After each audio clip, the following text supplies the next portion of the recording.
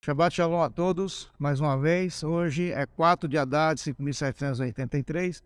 A nossa paraxá de hoje, paraxá Trumá. Muitas traduções vão falar que essa paraxá é a paraxá da oferta alçada. Enfim, nessa paraxá nós vamos tentar esmiuçar o significado mais profundo do que é a palavra Trumá e vamos relacionar com aquilo que Deus quis relacionar esse momento aqui no Pérec 25, a partir do capítulo 25, onde o Eterno ele pede que nós façamos uma oferta voluntária, né? E está escrito da seguinte forma, a partir do primeiro versículo diz o seguinte: Disse o Senhor a Moisés, diga aos israelitas que me tragam uma oferta. Receba de todo aquele cujo coração o compelir a dar. Aí a gente dá uma paradinha aqui, vamos dar uma olhada no primeiro slide. A palavra no hebraico vai dizer da seguinte maneira: Vai daber Adonai el Moshe lemor, daber el bnei Israel, vai kiruni truma, me'et kol ish asher idebenu lebo, tikhu et terumati.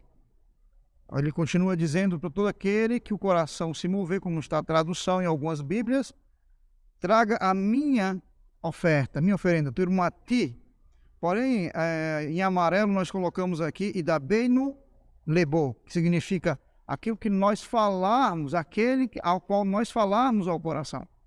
Nós vamos observar aqui que não vai ser a todo mundo que Deus vai falar ao coração, senão ele fala o coração de todos. Então ele fala, aquele cujo coração ouvir a voz de Deus. Por isso que na paraxá anterior, a paraxá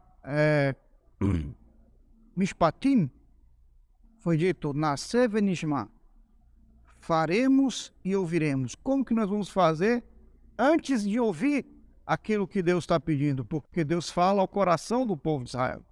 Então a obediência é algo que está relacionado a nossa capacidade de ouvir a Deus através do coração. A ciência hoje ela já mostra que tanto o coração como o sistema digestivo nosso possui neurônios. Então nós temos uma espécie de cérebros secundários, que é o coração. A Bíblia fala de fígado. Então nós vamos perceber a sabedoria do Criador nas palavras descritas aqui na Torá do Chá. Voltando para o nosso texto, ele fala, e aquele cujo coração ouvir a voz de Deus, é isso que ele está falando. Então, como assim ouvir a voz do Eterno? Coração ouvindo, o coração tendo ouvidos? Nós podemos perceber isso através do comportamento das pessoas quando nós passamos por situações onde nós temos a oportunidade de fazer algo e deixamos de fazer. A palavra trumá é difícil de ser trazida para o português, porque é uma palavra que tem uma profundidade muito grande no hebraico. O que seria uma trumá? É algo que você tem a necessidade de fazer, não porque alguém pediu, não porque o Eterno pediu, não porque Moshe pediu, mas porque eu preciso fazer. Eu não vou me sentir bem se eu não fizer. Então, Deus não precisava de muito, que Moshe falasse muita coisa. Veja que quando Moshe vai lá falar com o faraó, ele usa de vários argumentos, usa a serpente, o cajado que se transformou em serpente. Porém, quando Deus vai falar para Moshe falar para o povo a vontade de Deus, ele diz, aquele cujo coração se mover, ou aquele cujo ouvir a minha voz no coração dele.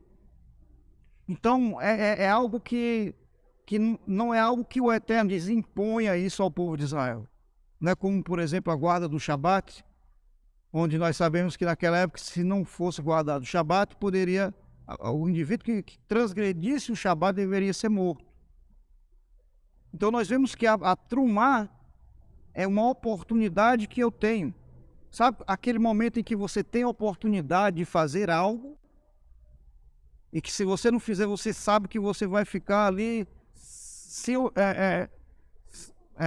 vamos dizer assim, você vai ficar se, se debatendo por não ter feito. São oportunidades de fazer algo bom e que quando você não faz, você acaba se sentindo mal por não ter feito. Nós temos momentos como esse durante o nosso dia. Por exemplo, a pessoa que está empurrando um carro sozinha. Uma vez eu estava passando em frente a empresa que fechou com a minha esposa e nós vimos uma pessoa, um cidadão sozinho empurrando o carro. Daí então tinha uma viatura da polícia na frente e eu comecei a falar com quer ajuda? Então aquele gesto que eu fiz despertou a atenção dos policiais, que imediatamente desceram da viatura e foram lá e ajudaram a empurrar o carro para colocar no acostamento. Ou seja, uma ação, quando nós nos manifestamos a fazer algo, move outras ações maiores que muitas vezes dispensa até a necessidade que você faça algo. Então aquele gesto fez com que eu nem sequer precisasse descer do carro. Aquele monte de homem desceu daquela viatura e foram lá e ajudaram o rapaz que estava com problema no carro. Então isso é parecido com esse conceito de Trumar, quando você sente e você se sente bem porque está participando daquilo. É quando nós olhamos a nível estrutural, por exemplo, nossa sinagoga hoje está passando por reformas. E se não houvesse esse toque de Deus, esse falar de Deus no coração de muitos dos nossos irmãos que estão ajudando materialmente para que essa obra seja feita, a sinagoga não teria como fazer todas as mudanças que traz benefício para toda a nossa comunidade. Então, Trumá é um presente de Deus para o homem. Quando nós olhamos pelo prisma correto, nós vamos perceber que participar de uma oferenda, uma oferta alçada, participar de algo que está sendo arrecadado para o bem, seja de uma comunidade, seja da sinagoga, de uma pessoa que está necessitada, é uma oportunidade muitas vezes única que o Eterno está nos dando de fazer algo que vai nos beneficiar. É um princípio cabalístico, onde nós na Cabala somos comparados a vasos e existe quando Deus ele provê tudo, porque tudo vem da parte do Eterno, e nós não podemos ser simplesmente receptores do Eterno. Nós temos que transbordar para que outros também possam desfrutar daquilo que o Eterno proporciona. Quando nós nos tornamos inertes, ainda que o Eterno provenha tudo, ainda que o Eterno seja nosso mantenedor, quando nós não compartilhamos, quando nós não temos o mérito de estar recebendo o que o Eterno nos dá, nós chamamos isso na Cabalá de pão da vergonha. Então, Trumá, ela vai muito nesse conceito. E para que Deus pede que o homem agora ele faça um tabernáculo, o Mishkan? Qual a intenção com o Eterno? Então ele diz, para que eu venha e habite dentro de vocês. A palavra no original vai dizer Betorren, dentro de vocês. Alguns vão relacionar entre vocês. Mas se você observar toda a estrutura dos utensílios do tabernáculo, nós vamos perceber que tudo foi projetado para ficar sendo transportado. Aquelas coisas não foram feitas para ficarem definitivamente num lugar. Vamos ao segundo slide. O segundo slide é o seguinte: a lista de materiais: ouro, prata, cobre, fios de tecido azul, roxo, vermelho, linho fino, pelos de cabra, peles de carneiro, gingido de vermelho, couro. Esse couro aqui é do tarraste, que é um animal que se traz muita controvérsia dentro dos ensinamentos dos rabinos, que segundo eles o tarraxe era um animal que pode ter sido um animal silvestre, um animal que vive livre, e que a pele dele teria várias cores, de acordo com alguns estudiosos, que esse animal só existiu até a época do Beit HaMikdash, aliás, até a época do Mishkan, porque o propósito da criação desse animal era justamente para que a pele dele fosse usada na construção do Mishkan. E, inclusive, alguns rabinos dizem que era um animal que parecia uma espécie de um boi, e que tinha um chifre no meio da testa, né? Quem sabe esse animal tenha dado origem até o unicórnio, como é muito conhecido, aí, né? Inclusive está na moda, né? Atualmente a figura do unicórnio, que é o ser místico. E na verdade o Tarrash, tudo indica, era um ser que deixou de existir após a construção do Mishkan. Madeira de acácia, azeite para iluminação, especiarias para o óleo da unção, o incenso aromático e pedras preciosas, essas pedras que eram para usar no peitoral do sumo sacerdote. E interessante a palavra acácia, né, a madeira de acácia, que também em algumas traduções vão estar como madeira incorruptível. E também o terceiro slide vai estar escrito Shetim, que é a palavra que nós temos a tradução como acácia. No original vai estar dito Shetim. Veja bem, a primeira palavra que nós temos no acróstico, palavra Shalom, que é paz, Tová, que é bondade, que é a segunda palavra. Por essa palavra Tová, que também é bondade, pode também ter uma conotação de favor.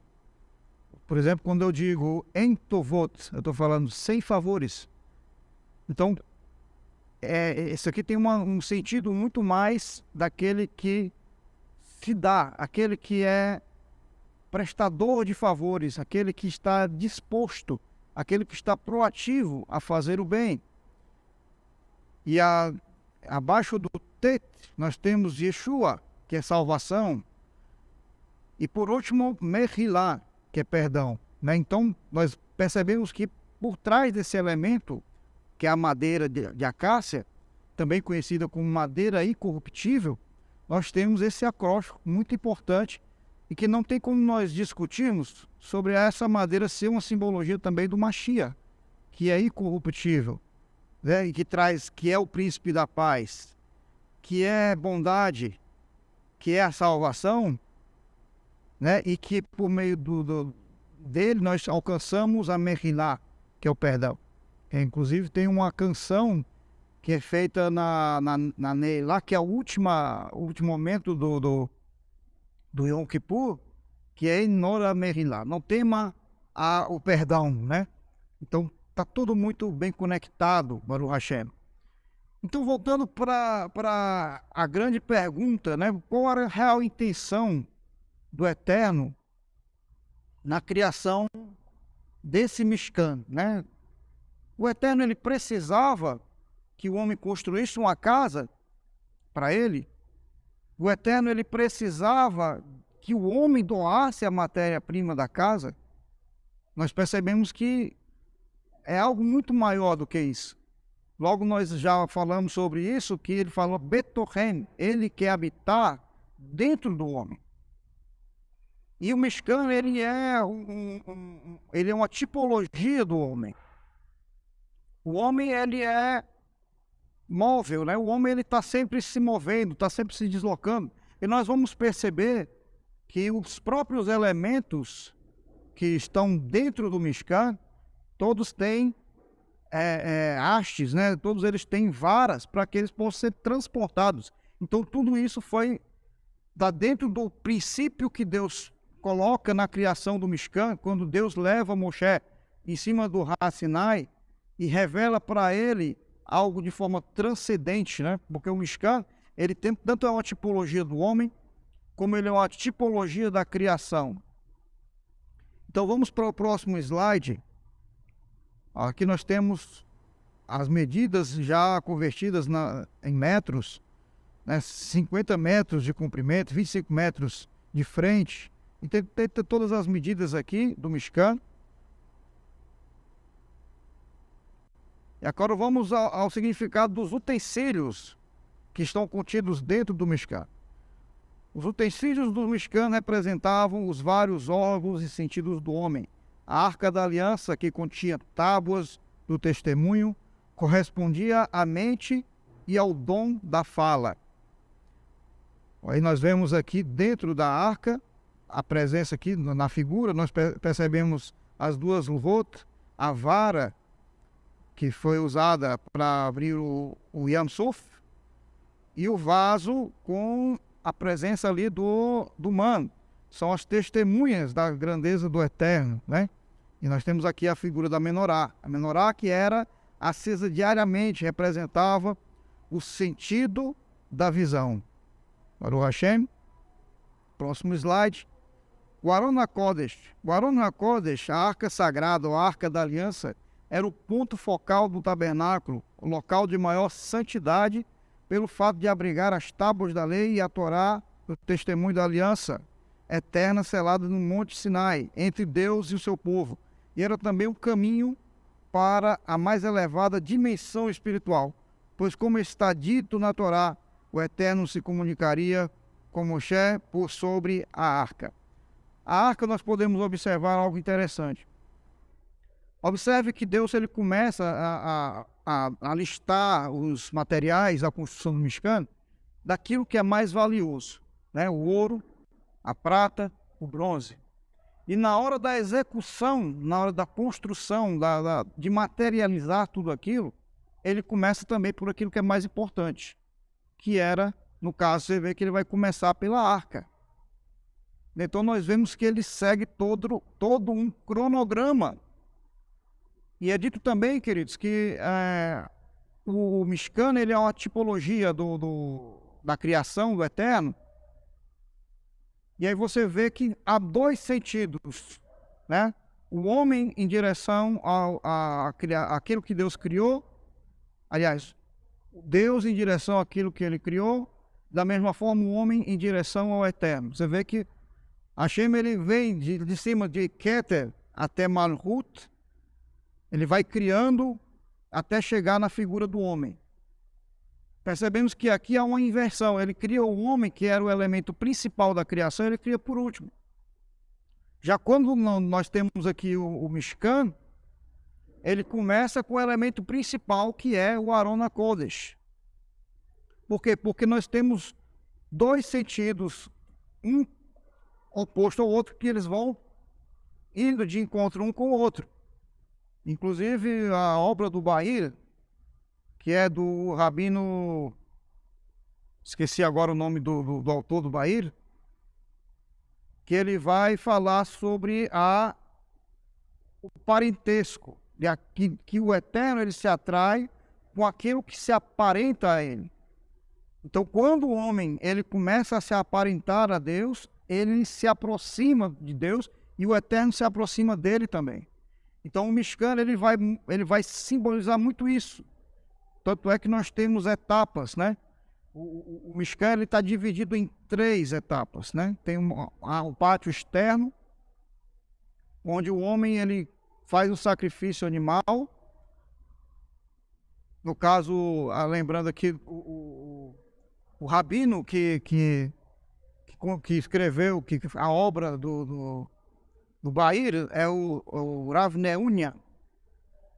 Tem outro nome também que é o muito usado dele, que é mais popular, porém eu não lembro agora. Porém você vai percebendo que é um degradê de santidade o Mishkan. Você vai passar pelo Kiur, né? Inclusive nós vamos ter a figura do Kiur aqui. Ó, primeiro vamos aqui, o Shulhan, que é a mesa que continha o pão sagrado, né? Shulhan significa mesa em hebraico, simbolizava o sentido do paladar. Percebemos que sobre o Shulhan, aqui no outro slide, nós temos 12 pães da preposição, representando as 12 tribos. E aqui nós temos o altar, né? O altar que fica dentro do lugar santo, que é o Ketoret, né? Que é onde era feita a queima do incenso, que respondia ao sentido do olfato. Que o próprio Ketoret ele era usado para queimar o incenso perfumado, então ele tem uma conotação do olfato. Próximo slide. Pronto, aqui finalmente nós temos o altar exterior, que era usado para fazer a queima dos animais, das oferendas, que é o altar de elevação, que era o altar de sacrifício dos animais, e de alimentos, e eram levadas, os alimentos que eram levados, representava o aparelho digestivo.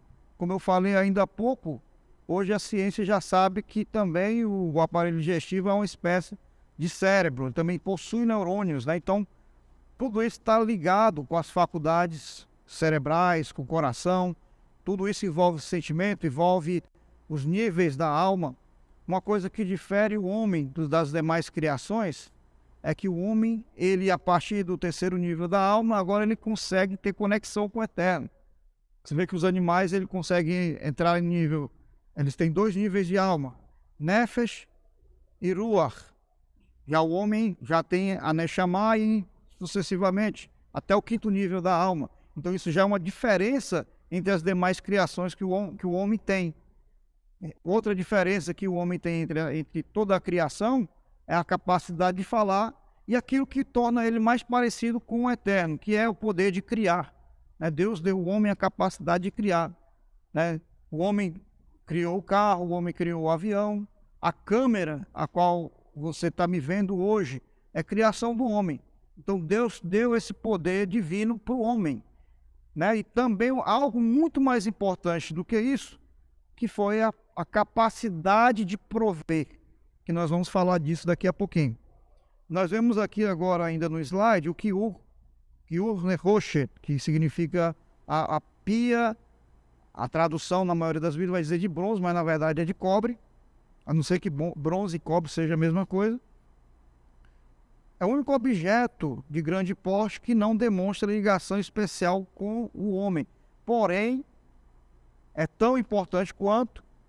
Por quê? Porque ele representa a pureza, parte do que é necessário para que o homem venha ascender a Deus.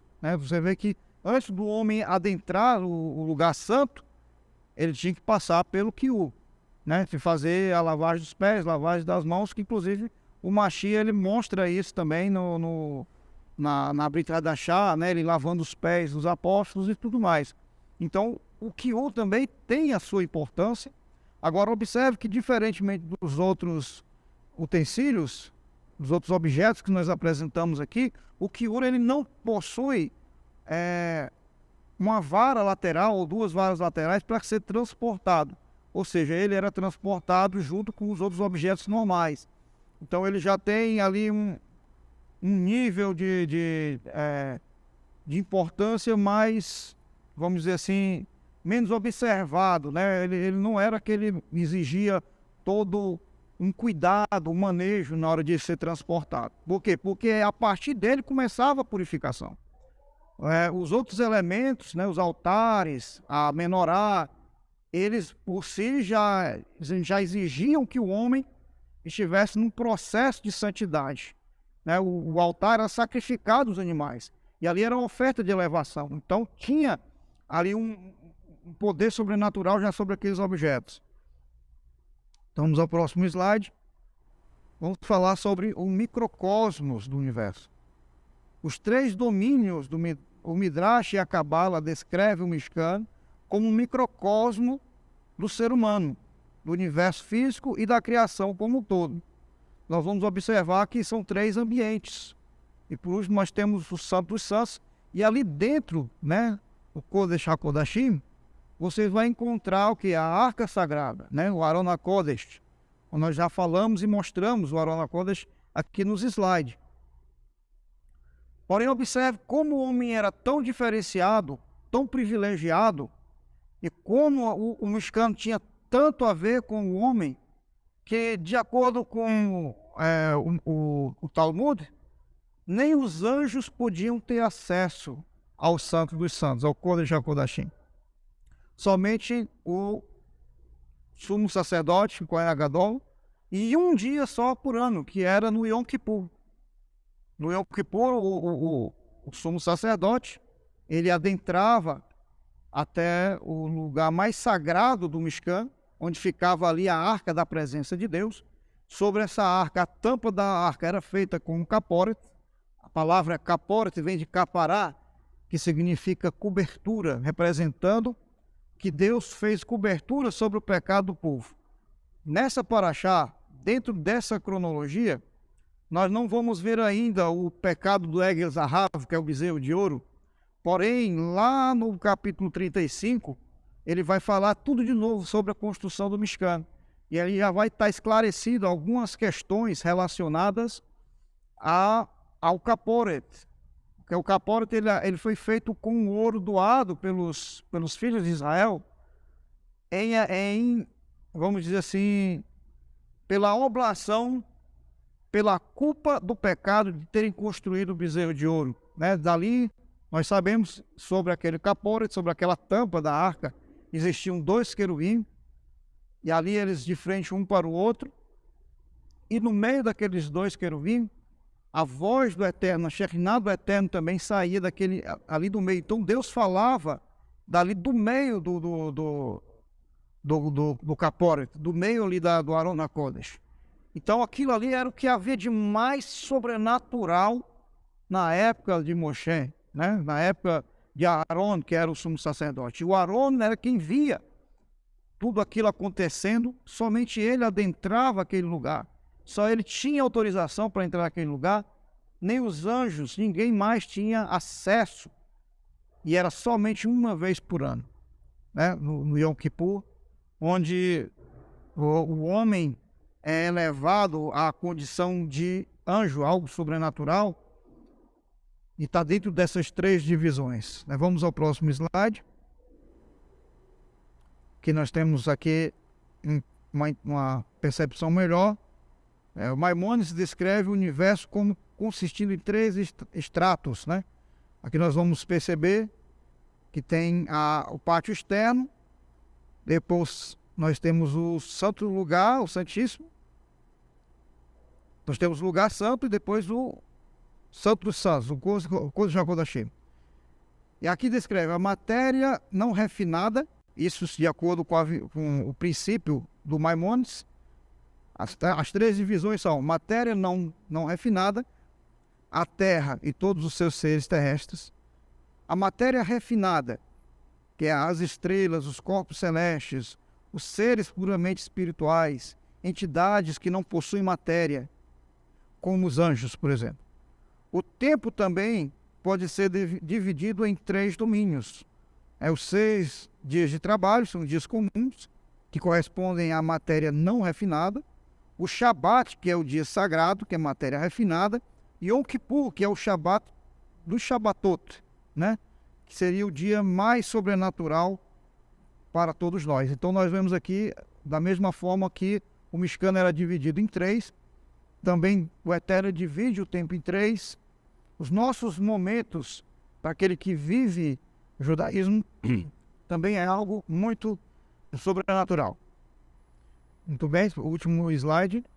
E agora nos resta continuarmos falando dentro do conceito de criação do Mishkan, do que de fato o Eterno está querendo tratar com o povo de Israel. Primeiro já falamos que o Eterno ele tem a intenção de habitar dentro do seu povo. Agora, mais interessante, eu relaciono isso com um episódio que eu estava certa vez, eu já fui nesse lava-jato 2 vezes, e ali eu percebi muitas pessoas no bairro onde eu fui, muita gente levando o carro para lavar, e os carros entravam e saíam rapidamente. Eu fiquei muito espantado com aquilo, como que eles conseguiam fazer isso.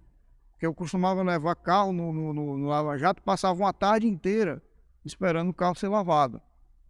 E eu comecei a observar a forma deles trabalharem. Era uma equipe, né? Tinha uma pessoa para enxugar, tinha uma pessoa para jogar o sabão, tinha outra pessoa para aspirar.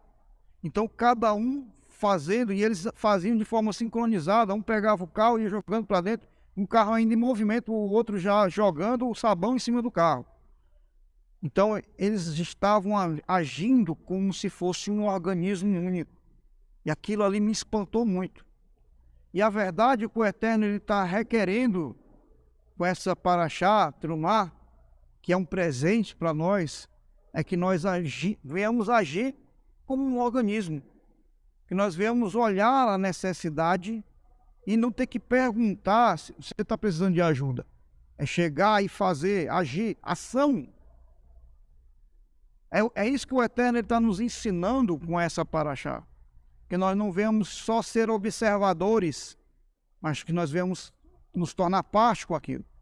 O que nós realmente temos é aquilo que nós doamos. Uma certa vez, existiam 2 empresários judeus, e um era muito filântropo e o outro não era. E eles, um dia, infelizmente, o negócio deles faliu, e aquele que não era filântropo, que não ajudava as pessoas, perdeu tudo. Porém, o outro também não tinha mais nada. Eles quebraram totalmente. E aí aquele que não que ajudava, o que era mais filântropo, que tinha o coração mais doador, aquele que Deus falava no coração dele, chegou para o seu ex-sócio, no caso, né? E perguntou: e você? Sobrou nada para você? Você tem alguma coisa ainda? Ele disse: não, eu também não. Aí ele disse, aquele que não era filântropo olhou para o que era filântropo e disse: não, você tem. Tudo aquilo que você deu, todas as pessoas que você ajudou, as memórias estão vivas ainda. Então, tudo aquilo que você fez pelos próximos existem, são algo palpáveis, são coisas que podem ser contadas e que vão perdurar em gerações. Então, tudo aquilo que nós temos é aquilo que nós doamos.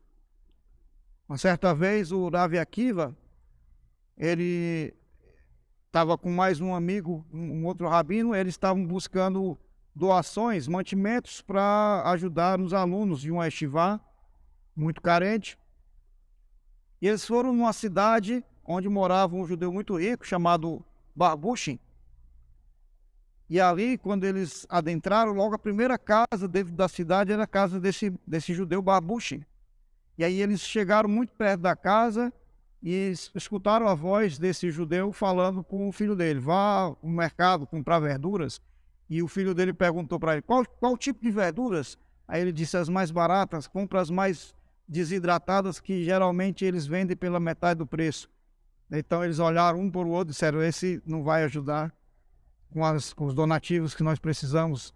Vamos buscar donativos nas outras casas e, por último, se tivermos tempo, a gente passa aqui de novo. Então eles foram e acabaram que no final de tudo eles recolheram o que puderam, voltaram, passaram de novo na casa dele, e a esposa do Barbushin estava lá regando as plantas. E aí ele chega, o Barbushin diz: traga donativos para esses bons homens, né? Tragam medalhas de ouro, moedas de ouro dentro de uma vasilha. E aí eles olharam um para o outro e ficaram atônitos com aquilo. E aquela mulher entrou, ela não sabia se era para trazer meia vasilha de moedas ou uma inteira, porque aquelas moedas já estavam sendo guardadas para poder fazer boa ação. Daí então eles olharam para ele e ele perguntou: posso fazer uma pergunta para vocês? Por que vocês, ao entrar na cidade, não vieram primeiro na minha casa? Aí eles olharam para o Barbushin e disseram: porque nós ouvimos que você estava querendo economizar na hora de comprar legumes, então a gente pensou, se ele não está disposto a comprar bons legumes, quanto mais ajudar a causa que nós vemos representando. Então ele olha para esses homens e diz: realmente, comigo eu posso economizar, mas para fazer boas ações não há negócio. Nós temos que dar sempre o máximo que nós pudermos. Então nós aprendemos com o ensinamento do Akiva que, de fato, nós temos que ser sensíveis às causas que aparecem em nosso caminho. São oportunidades que o Eterno nos dá de sermos abençoados. Então que nosso coração ele possa sempre ser tocado como o coração do povo foi tocado. A oferta era voluntária. Cada um tinha que dar aquilo que quisesse dar. Isso era uma forma de o Eterno habitar dentro de nós. Para que o Eterno faça morada dentro de nós, nós temos que sermos parecidos com Ele. Olha o que nós falamos aqui mais cedo sobre o Bair, quando ele fala que existe uma atração natural do Eterno e o homem quando há similaridade. A similaridade com o Eterno nos aproxima dele. E para nós sermos similares a Deus, sermos parecidos com Deus, nós temos que ser como Ele, provedores. O Eterno é provedor. O carro que você tem não é seu. A casa que você tem não é seu. O alimento que você tem não é seu. O Eterno proveu tudo isso. Só que por meio daquilo que está em sua volta, através do trabalho, através de algo, o Eterno providenciou. Mas Ele é o nosso verdadeiro provedor. A chuva que cai, cai por intermédio de Hashem. Então, quando Ele cria esse projeto, todas aquelas hastes para transportar, é porque não é que Deus queria uma habitação móvel. Deus poderia ter pedido que fizesse uma casa fixa. Não faz sentido para Deus. Não faz sentido para Deus pedir uma casa. Não faz sentido para Deus pedir doação para constituir uma casa, para edificar uma casa para Ele. Ali Deus está criando ocasião para que o homem, para que a comunidade do povo de Israel se tornasse um organismo, para que eles se comportassem todos como sendo um único só, para que um sentisse a dor do outro. E é esse ensinamento que nós temos hoje nessa Parashá Trumá, que nós vemos ser sensíveis à necessidade do outro, que nós vemos perceber sem que antes haja a necessidade que alguém nos incomode, que alguém diga, e nós sejamos um Naaseh Venishma, que não precise dizer para fazer. Que o nosso coração esteja apto a ouvir aquilo que aparece em nosso caminho. Seja o carro que está no prego, que você precisa ajudar alguém. Eu tenho no meu carro uma chupeta, eu nunca precisei dessa chupeta, mas eu já tirei muitas pessoas do prego. E quando eu penso que eu comprei aquele equipamento, eu penso, foi a melhor coisa que eu fiz. Muitas vezes você não tem o dinheiro para fazer a tzedakah, mas a sua tzedakah é a ação. Sempre vai ter alguém, assim como o Mishkan, precisando de um elemento, algo que está faltando para edificar, para aperfeiçoar o indivíduo. Ah, mas ele tem muito mais recurso material do que eu. Ah, mas ele tem muito mais saúde do que eu. Muitas vezes a nossa trumá, ela é material. Muitas vezes a nossa trumá, ela é intelectual. Muitas vezes a nossa trumá é a experiência que nós temos que precisa ser compartilhada. Falando em experiência, eu gostaria de deixar uma experiência que eu tive há 3 semanas atrás, que a minha filha foi casar e eu não tinha os recursos para fazer o casamento dela. Porém, o casamento dela mudou a minha vida. Por quê? Porque eu vi o exemplo da nossa comunidade. Porque nós estamos aqui fazendo um shiur, trazendo um ensinamento. Mas o que mais nos alegra é quando nós percebemos que as pessoas têm aprendido e têm praticado o judaísmo. Nosso rabino se mobilizou, nosso rebete trabalhou como que estivesse fazendo para um filho. Viu os irmãos aqui trabalhando dia e noite, preparando um casamento para alguém que não era filho, que não era um sobrinho, não era nada, assim, a nível de primeiro grau familiar. E isso me trouxe um aprendizado muito profundo. Porque eu vi a oportunidade que Deus está me dando de falar hoje dessa Parashá. É um presente que Deus está me dando também, de poder compartilhar com você que está assistindo a experiência que eu tive há 3 semanas atrás, de ver o impossível acontecer através da vida das pessoas que nada tinham a ver. E Deus moveu o coração dessas pessoas, como diz o texto português. E Deus falou ao coração dessas pessoas, como diz no texto original. E todas elas foram usadas e foi um lindo casamento, Baruch Hashem, Baruch Hashem.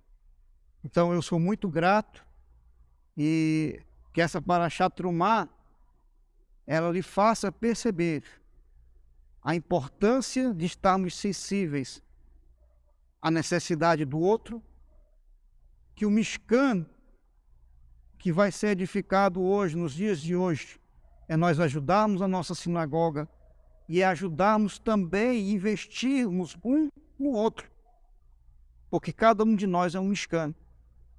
É a necessidade do outro que está precisando e você tem daquilo. Às vezes não é material, às vezes é o teu serviço.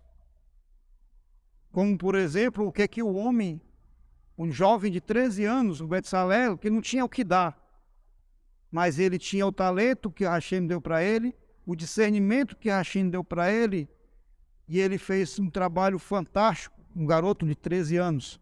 Talvez ele não tinha o que doar para o Mishkan, mas ele doou o que tinha. E talvez foi algo muito mais precioso. Nós vemos nessa paraxá que foi dito sobre 13 elementos: ouro, prata, bronze. Mas o mais valioso de todos os elementos foi um 14º elemento, que se chama o homem. Que se o homem não dá e se o homem não faz, não acontece o Mishkan. Muitos podem dar e fazer também. E outros podem só dar e outros podem só fazer. Mas sempre vai haver espaço para todo mundo nessa coisa do Mishkan. Então que nós possamos guardar esse aprendizado, Baruch Hashem, que coisa linda. E desde já uma Shavua Tov a todos vocês.